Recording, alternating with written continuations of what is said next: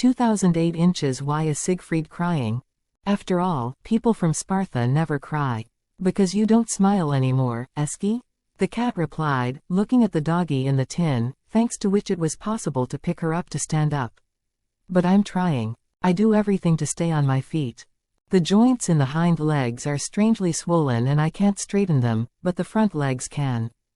Look, Eski put her legs out in front of her. Yes, it's a real she-wolf's paws.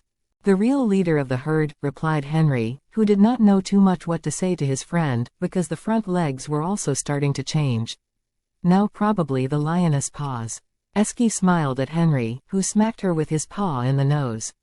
Siegfried has no reason to cry. Did he have nightmares again? Has he dreamt of dragons or cockroaches that eat his body? Maybe, although I can't see another hole in the wall. The cat was trying to console her friend. Tell me about how you were in the mountains and by the sea. Tell me about him. The cat tried to change the subject. Siegfried is crying because you don't smile anymore when you sleep, Eski, and it used to be like that every night.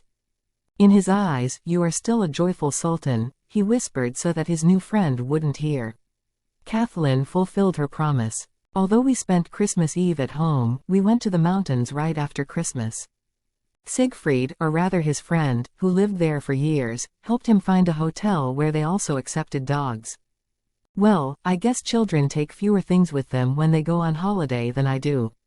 It wasn't a multi-star hotel with exceptional standards, but the main advantage was that I was able to be there with them. Hotels weren't as open to welcoming pets as guests at this time. Siegfried's good friend, Mr. Stanislav, and his wife, Mary, lived a few houses away. Siegfried traveled to this town for many years. Practically, it's possible to say he has always been skiing there. Years ago, Mr.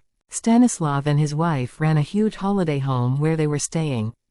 Initially, it was cold in the hotel, because they turned off the heating for the night, but when Siegfried told his friend about it, he immediately presented his friend with a balance of losses and profits due to such treatment of guests, and the heating returned when it was most needed, i.e. when the guests are in the hotel, but rather not in the hotel during the day. They were very friendly, warm, well-balanced people, and they had a cat. I didn't eat him. Kathleen referred to them as aunt and uncle, because they saw each other almost every year and had known her since she was a child. The Vistula River, the only river in Poland known since the times of ancient Rome, has its origins in this town. I was at its source, a creek like a creek. I liked this castle more. It was really impressive. Okay, I admit that this creek, which then turned into a few creeks, made terrible sounds, and what's worse, to get to the ski slope, you had to cross a bridge or a very leaky wooden footbridge. I hate bridges. I have never entered the footbridge that passes through our pond, although the water in this place is up to my ankles. Come on, don't laugh like that. Do you remember when Boleslav fell off and Kathleen was taking him out? Of course you do. The fact that my son is much smaller than I am. I know it's strange. A dog that could stand in this pond for hours and look at the fish was afraid of walking on a wooden bridge. It's true that deeper, I climb without thinking about the consequences, but bridges are terrible. They could pull me, push me, and throw delicious cookies, but there was no way for me to walk on it with my own feet. I dared for a moment, because the smell of a piece of ham did its job, and I took a few steps, shuffling my belly on the cobblestones, but when I looked down, I quickly withdrew. Finally, Siegfried was carrying me in his arms, and people around me were looking strangely. There we sanctified this principle, and it was to remain so on all bridges. Another option is to let man be responsible for everything that happens on the bridge. Bridges are collapsing, bridges are far from the ground, bridges can be bombed, bridges can explode, you can fall off a bridge. Bridges are dangerous. They didn't know that when I was little, I ran away from my mother and some mean brat threw me from a small bridge into the water for fun to see if I could swim. I remember it. Therefore, for the first year of my life, I could not swim at all. I was really afraid to go into the water. Siegfried taught me to swim, but I was more lucky than Kathleen, which is probably why I loved being in the water later. He didn't almost drown me. He would put me on his belly and swim a bit off the shore with me, then he would take me off and hold my front paws until I started to move my hind legs. With time, when I realized what was going on, he let go of one front paw and then the other. He was quite funny when he got into the water, and with his hands he showed me how to pick my paws when I'd been swimming. That's why the whole year he wore turtlenecks, even though he hated those kinds of sweaters. He was all scratched by me, because I took swimming lessons for several months, and sometimes when I forgot what to do, he would dive under me so I wouldn't drown and we would come back, meaning I was coming back on his back, which made a pontoon for me. In the mountains, winter is exceptionally beautiful. I wish Morgan had been there. He loved the snow so much. Those snow-capped pines, spruces, and roe deer that walked nearby the windows. At that time, I did not know that I would also have them as neighbors. Officially, it was a skiing trip, but there were few lifts and the famous ski jump was still under construction. In fact, it was an integration trip. You know, the first vacation with Galina since they got divorced. On New Year's Eve, we all went to the mountains with torches. It was the only New Year's Eve in which I was not afraid of fireworks, because they simply weren't there. People in the mountains celebrate this day differently. They were just going for a walk with torches. In the morning, we used to go to a little shop for donuts, and they tasted very good. They were supposed to be baked by some old lady on request. Kathleen caught a cold then, but thanks to this long walk on the cold night, it passed away. Back then I was wearing my winter coat, so the cold wasn't a problem for me, and now I need a jacket to go outside in winter. One day, when we went to the mountains, we came across a charming little geyser. I really liked that this water shoots upwards, and I absolutely wanted to squeeze it underground. Today I know what a source and a geyser are, but back then it was a fun game. Apparently, Jerry too also went on vacation with Siegfried and Galina, which at that time was an unusual feat. If you look at the photos, mostly it was just an awful dive, but Siegfried could not imagine leaving him alone for so long, or entrusting him to someone for a month. One day, two ladies came to visit us. One was Galina's age, and the other was probably around the same age as Kathleen. Morgan knew people better. I was happy at everyone like a fool. Although some of them were especially close to me and I greeted them differently, I literally pissed at the sight of them with happiness.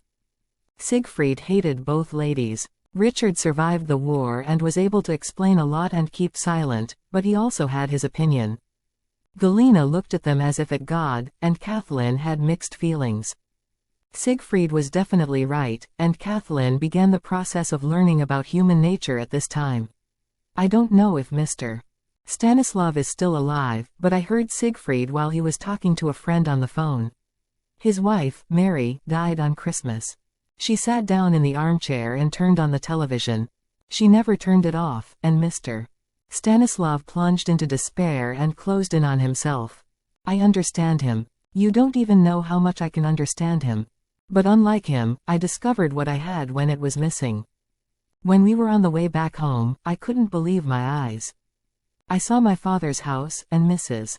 Daria came out to greet me. My brother and aunt ran out after her. The brother has changed beyond recognition. He was already a man. There was also a shy, 4-month-old female called Butterfly. I don't remember what her real name was, but she did have something of a butterfly. She was still at the stage of long limbs and big ears. When I was at this age, my ears upset me so much that they fell into the bowl of food that one took a bite of these two tatters. It was a mistake, but this was how I discovered that these tatters were part of my body. Her ears moved so beautifully in the wind as she ran. Siegfried did not heed Daria's good advice and took off his shoes. When everyone was eating dinner, Butterfly also ate his shoes. Fortunately, he had a second one in his suitcase. My father didn't recognize me at first, but when he sniffed me well, his tail immediately wagged and he smiled. We played in the garden all this time. The rest of my family would come home sometimes to beg for something at the table, but we didn't. For the first and last time, I was not begging at the table. Mrs. Daria's husband absolutely wanted to put us all together for a common photo, but we were so overwhelmed with each other that he could not make it. One of us always escaped, although the poor guy tried his best. My father could hardly keep up with me. In fact, he had a hard time keeping up with all of us. He started to put his paws up like I did in old age. You can see it only in the pictures. He does not bend his legs, but moves them like a lady in a Russian dance. My last photo with my father is when we are both keeping our heads on our necks. Entwined in a final embrace, the father died a few days later. He went to his sister on the anniversary of her death. That day, the line of the most famous descendants of Sarayi and Pella was extinct. There are no more direct descendants of the famous Czech reproductor left in this world. A dog whose children lived from France to Russia. A few of them had children. Daria allowed me to kiss her for the first time to say goodbye. In a few years, no one will know which of these almost black dogs is which. Apparently, my brother is still alive, but Butterfly, who was the daughter of my Aunt Dora, has huge problems with walking, just like me. I guess she's gone, though no one tells me. My aunt is probably also gone. Then they called me Kira. You know, I was really black-haired at that time. Hair color like mine happens very rarely, just like in your case. My hair was the color of real cacao. I was also distinguished by the strand of hair that ran in the opposite direction on my back.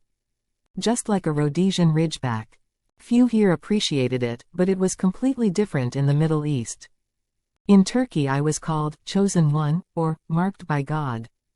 There is a legend according to which the prophet was to choose from among each of the animals a couple of perfect beings most faithful to him and worthy of standing at the side of Allah. In particular, he was related to one of his mares, which seemed to read minds. She always obeyed his orders. After the attack was repulsed, the horses scattered, and when Muhammad called them to fight, the 7 most faithful mares stood by their master. The prophet rewarded his horses for loyalty and courage, and when he touched them, God made his fingerprint remain on their bodies. This is the mark of Muhammad. Another version of the legend tells of a Bedouin warrior who died during the battle, and a brave mare took him home on her back. When she reached the village, the villagers rushed to save the warrior, but quickly realized that he had been in a better world for a long time and that a bloody mark was left on her shoulder blade. The mare died of exhaustion, but the villagers discovered that she was pregnant and took from her body a healthy, strong foal that had the same stigma as the mother. They understood that Allah rewarded the mare for her loyalty and courage. This is how an extraordinary family was created, considered a gift from Allah. And to this day, Allah marks the most loyal animals that come into the world with this magical sign. Over time, this legend developed into all animals. Nowhere in the Quran is there any mention of dogs being unclean. On the contrary, if a Muslim wants to show friendship, they give a dog. If they want to show that they respect someone, they give him a horse. This tradition was born when Islam met Zoroastrianism and followed the religious war between the two denominations. Well, the Zoroastrians valued the fighting dogs very much, and Islam, wanting to conquer new territories, cursed all the beliefs of its predecessors, just like any other religion. This is why dogs are the most outstanding in Iran to this day. You look at my ginger stain and you don't believe what I say. The ridge is fading away as well, but the fingerprints are still visible. Those were different times, but I wanted to be remembered as Eski Sarayi Beglerbi, which translates as, Old Palace, Lords of Lords. I wanted that, Old Lord of Lords, to be remembered. You know that this was also the name of the palace where the wives of the deceased rulers stayed. Before that, the Byzantines, and then the Ottomans. It was the real name of the Palace of Tears, but I did not allow myself to move away. I was a Kosem, a real she-wolf, and my life will probably end up like hers. The stallion belonging to Richard's father also led him dead to his home.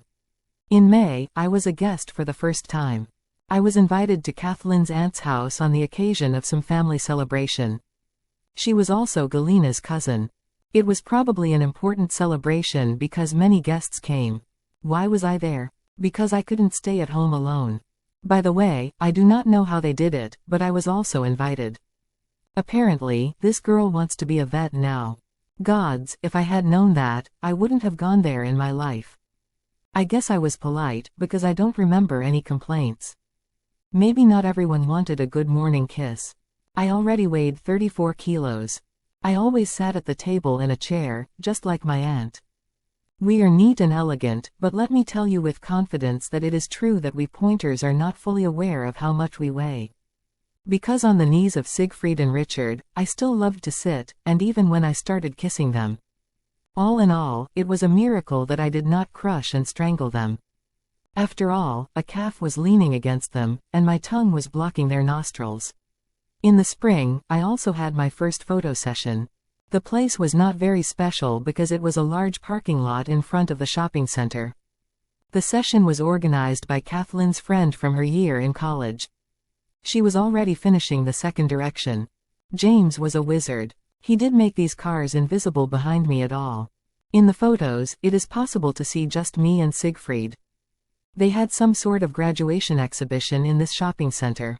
In the summer, we all went to the island of Usedom. Our downstairs neighbors, who were friends of Galina for many years, had a hotel there. I mostly played with their son. I feel a little bit sad that I didn't meet him after that. Such a cute boy. He must be a handsome man today. Maybe he has a family of his own. The Baltic Sea does not smell very good. I broke the ice and became a great swimmer. I loved swimming in the lake, but the sea and those waves chasing your legs are a completely different story. It was hard to get used to. Although on the last day, I went crazy and went so far away that even Siegfried jumped on me. My aunt went there with them too, but she was old then, so she didn't go too far. Worse, she was sick, and Siegfried let her go to the ducks on a cold, rainy day. The effect was predictable. Cystitis, combined with bladder cancer, is a disaster. They found a vet there and she was taking medication, but it didn't help much and eventually ended up having dialysis when she got home. The hotel was very nice, much better than the one in the mountains, but the beach was hopeless, or rather, those people were mean and rude on the way. There was a beach for animals, but to get to it you had to go through the one that was supposed to be only for people. So some made rude insults. The beach for dogs was strange and it was obvious that it was created by someone who had never had a dog and had not even looked at the book written by the behaviorist. It was terribly small, and in fact, everything that we dogs liked was forbidden. They didn't even allow us to throw sticks, because we were supposed to be muzzled and on a leash. Who needs such a beach for dogs? Kathleen has had it right. Officials are only system creatures. Their assumption is not to think, so they don't think. They have a well-developed cerebellum, but not a brain. They do not need this one for anything, they only have to follow orders blindly. Cunning sharks go to politics. People were shouting that I would piss in the sand and get the fuck out of there. It was funny because their kids were taking care of their physiological needs on the beach all the time, and that didn't bother them at all. The adults went to the sea. The waves were throwing away the pads. These are the inserts that I also used during the heat. Or maybe they didn't realize where the toilets were or the beach was litter boxes for them and that they could do those things there.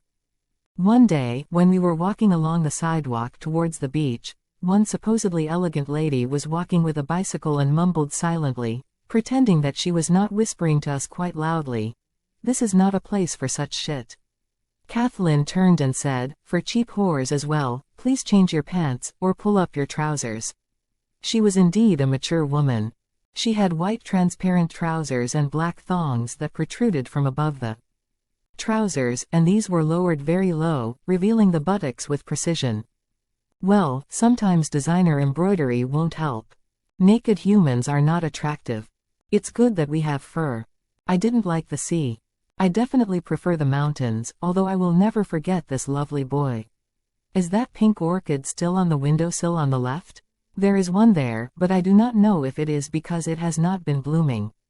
It's probably this one. The oldest flower in the house. Galina got it from her cousin for her birthday. I liked it so much that I even have a picture of me standing on a chair and smelling a flower on the table. And then you picked those flowers? Only one. Yes, I know this scene very well. This photo is framed. In this house, there are only dogs, dead, Audrey, and since a few years, 2 cats in frames. Let's say you're right. There is also a painting with bunnies and a reproduction of Landseer, monarch of Glen. Walls do not interest me until someone won't move them. Well, you live in the middle of the forest with a forest fanatic. What did you expect? I know what I decided on. I've watched you. Yeah, I know. And I know, Eski pondered. And why, unlike many other cats, did he spare you? Just like his owner, he paid off his debts. Siegfried has no obligations towards us dogs. Eski firmly denied it. He has always been good to us, for each one of us. Maybe he forgot to pour water and is even gawky, but where else would you sleep in your own bed built just for you, with pillows and a duvet? Where else would they forgive you for bringing a few thujas to the home? You are right, this is a paradise, but paradise is often born through remorse. The kitten looked at the photo standing on the piano, at which his owner was looking a few minutes earlier. You all looked alike, like copies, just those Munsterlanders were different, he thought. It wasn't about your aunt at all. There is a deeper story hidden here. While we were still living in the old apartment, to Kathleen had written a man from Turkey who found her via the internet. At that time, I had my own website.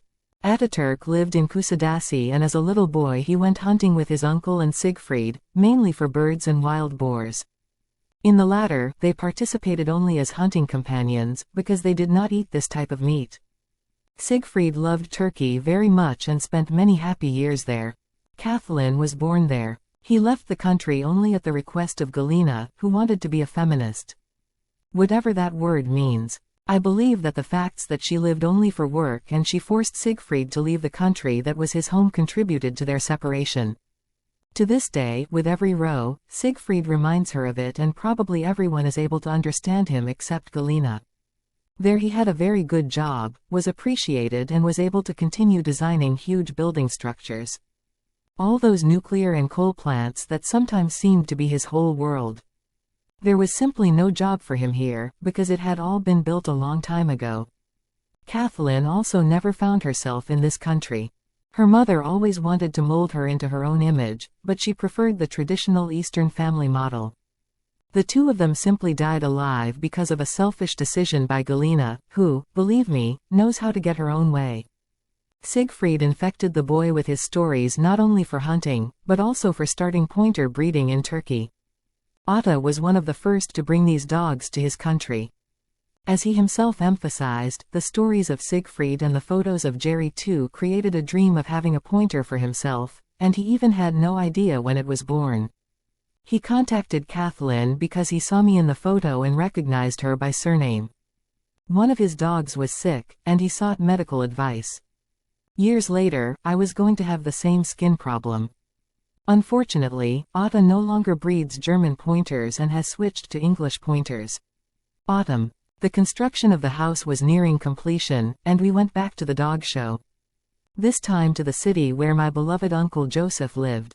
Well, Uncle Joseph was the husband of Siegfried's twin sister. He was a wonderful man. When Siegfried and Galina divorced for Kathleen, he was like a foster father. It was impossible not to love this man. You know, he was one of those humans, thanks to which I was over the moon. It has always ended with piss. When Uncle Joseph appeared, I laid down on my back in joy, and the stream flew straight away. Uncle always played with me, although sometimes Siegfried or Richard had to step in because I did not want to detach from him. I jumped on his lap to kiss him. We could have fun for hours. As for my aunt, I liked her too. She's a woman very similar to Siegfried. She did not always remember where she had her belongings, and was always late, but it added to her charm. Unlike Siegfried, she was talking all the time. It was probably due to the joy that she saw someone and she just wanted to talk about everything in a few seconds, but after some time, even Siegfried sometimes answered her. Yes, even though he did not listen to what she was talking about. We stayed at their house for a few days. They had very soft sofas and armchairs, which Siegfried liked so much that he bought the same set of furniture for us. I sat next to my uncle and helped him work on the computer, as I often helped Siegfried. I sat well on Siegfried's lap, but he was not working on the couch, but on the chair, so where was I supposed to go? Auntie prepared a lot of good food. But I appreciated butter the most, and as I always liked butter like you, Henry, I took advantage of her inattention and ate half a cube from the table when she couldn't see it. The poor lady thought she hadn't put the butter on. Unfortunately, everything came to light because I got the floor dirty. Then Siegfried took the thick rope that he had in the car in case the vehicle had to be towed. He had it, but never used it, and they interwoven the entire house between the furniture, ceiling, and lamps with such a strange structure that it could be the greatest installation of modern art. This modern art ended with a hook on which I was fastened by my collar when it was time to eat. I could go wherever I wanted, lie on the couch, but I didn't reach the table. The show took place in a huge hangar. My brother came as well, with Daria. I had no idea that we would meet again and take first place, because he was the only one who entered the competition in his age category. In some ways, contests are set. People who have gone where they know that there will be no other competitors. It is a kind of marketplace for human vanity. I did everything to make it as bad as possible, and the judge did not see any teeth. Even so, I'm glad I was there. Because, especially for me, came my mother's owner. There were so many smells, and as my brother was there, I didn't recognize him at first. A man was walking in the hangar, timidly examining the paws of the dogs. It was only when I stood next to my brother that he came over and asked, "Excuse me, is that Eski?" I think Uncle Joseph replied, "Yes." Mr. John began to ask where my marks were on my paws, which resembled socks. Then Siegfried intervened and truthfully announced that the marks on the paws had disappeared during the exchange of hair. Only after a while did they recognize each other. It turned out that they worked together in Turkey on the construction of a power plant complex that supplies most of Turkey, Milas, Yenikoi, Yatagan. They spent their best years there, and they missed those times. Mr. John adored Istanbul and Topkapi. That is why Mr. John gave me such a name and not another one, and as I was the only child, he did not have to worry about the alphabetical order and could choose whatever he wanted. Then they showed his picture. It did not reflect the truth, because it was positioned so that only his head could be seen. Maybe, unlike me, he didn't know the camera and he stuck his nose up to check what it was. Today, I am sure that he did not know about this strange machine, thanks to which you are immortalized for posterity, because he was very afraid of the sound that the camera made when the first pictures were taken. They would like me to have a playmate. They thought it would make me more polite. Initially, they thought about the German Shepherd. They even chose the name Zenta, but the sheepdog was not given to us. I don't know who did it, for whom.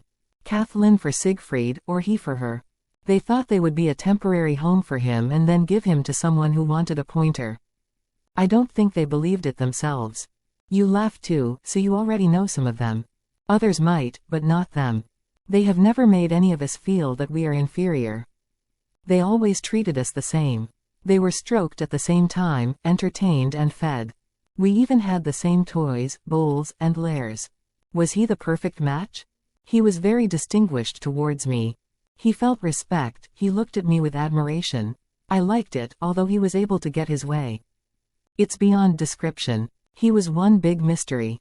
He was mysterious. He had some of Sultan Mustafa, some of Timur Lenk and Ivar Boneless.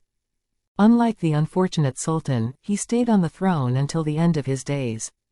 He was like a cynocephalus to all of us. Sent by someone to protect us all. Indeed, with his arrival, I changed. In a way, I turned and matured. You know why? I realized that I have a very good home and a wonderful family who love me for being exactly who I am. Many dogs think they have one, and then lose it and end up in this hideous place. Unlike you, cats, dogs are naive. Well, the cats were there too, so you guys are sometimes naive too. I knew they wouldn't give me back, but somewhere in my subconscious I began to fear that I might end up there where he came from. He was perfect, and yet he got there. Morgan Lafayette, warrior from nowhere. A dog that was supposed to live a week and never walk. Savage, who bit everyone he met. Flawed bad dog. Perhaps it was because that was what everyone said about. Perhaps it was because that was what everyone said about him that we wanted to check if it was true. He was acting like a drug. Because what really is being flawed, and what is being perfect? Living creatures are not machine-made dolls, and one without a leg can be beautiful. I was flawed, according to the judges at shows, because I did not have a tooth, and now I am one big fellerum, although my pedigree is perfect. I bit Siegfried more than once without that tooth, when he wanted to take my sausage, and they loved me anyway. For them, I am perfect with or without a tooth. He was like a wizard, making any scientific predictions about his fate untrue. He chose his path. He was one big denial, and that's why he remained in the memory of everyone he met, and many people learned from him even though he was an ordinary dog, Or maybe he was more than dog.